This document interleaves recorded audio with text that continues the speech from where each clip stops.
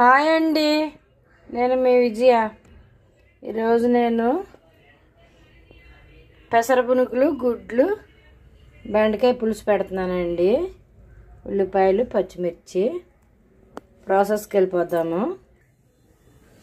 Oil వేడయింది. ఇప్పుడు పసుపు వేసుకుందాము. అంటే గుడ్లు వేయించుకోవటానికండి, కలర్గా ఉంటాయని, మంచి కలర్ వస్తుంది.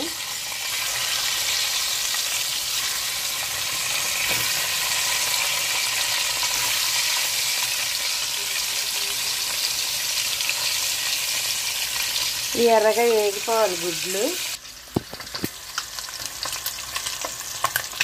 వేగిపోయినాయండి. ఒక ప్లేట్లో చేసేద్దాము. అదే ఆయిల్లో ఉల్లిపాయ ముక్కలు వేపేసుకున్నామండి. పచ్చిమిర్చి, ఉల్లిపాయలు.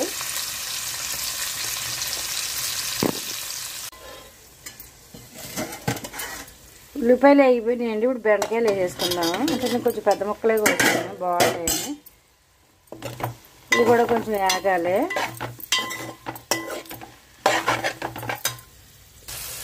కొంచెం మగ్గినాయండి లైట్గా. ఉప్పు వేసుకుందాము.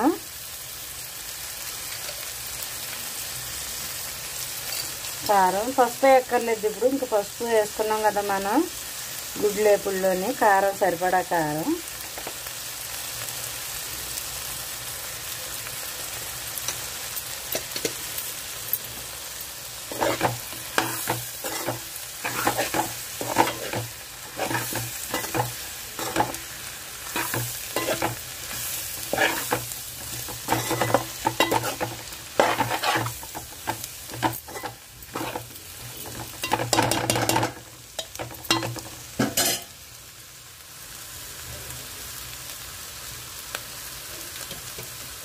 కారం వేస్తాం కదండి, 5 నిమిషాలు వేయించాను.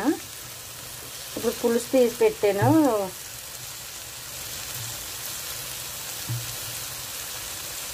చింతపండు పులుసు తీసి పెట్టానండి, వేసేసుకుందాము.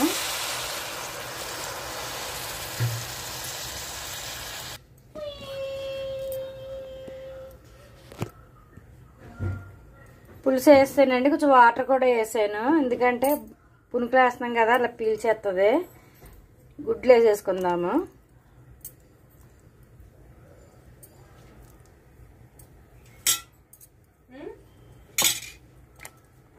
పులుసు మరిగేటప్పుడు వేసుకుందామండి పునుకులు, అప్పుడు వేసుకోవాలి.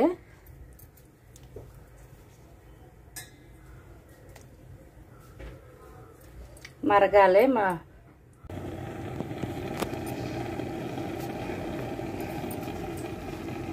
మరుగుతున్నాయి కదండి, పులుసు మరుగుతుంది. గుడ్లుని బెండకాయ పులుసు. ఇప్పుడు పునుకులు కూడా వేసేసుకుందాము. పునుకులు వేసేసుకుందామండి.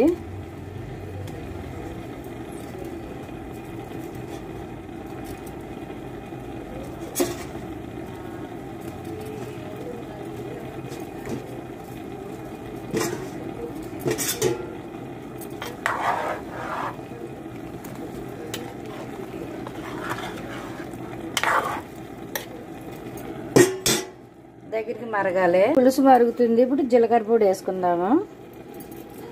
మసాలాలు అయ్యి వేయకూడదండి ఇందులోని, బాగోదు.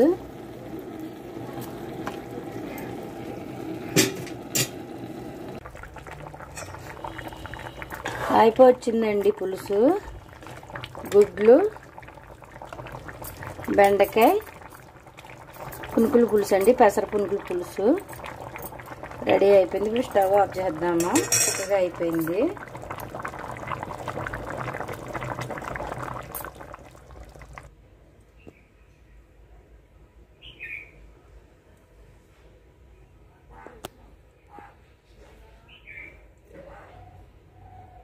గుడ్లు, టమాటా, బెండకాయ పులుసు రెడీ అయిపోయిందండి. ఈ వీడియో కనుక మీకు నచ్చితే మీ ఇంట్లో ట్రై చేసి ఎలా ఉందని నాకు కామెంట్ రూపంలో తెలియపరచండి. అలాగే మన ఛానల్ సబ్స్క్రైబ్ చేయండి, షేర్ చేయండి, లైక్ చేయండి ప్లీజ్.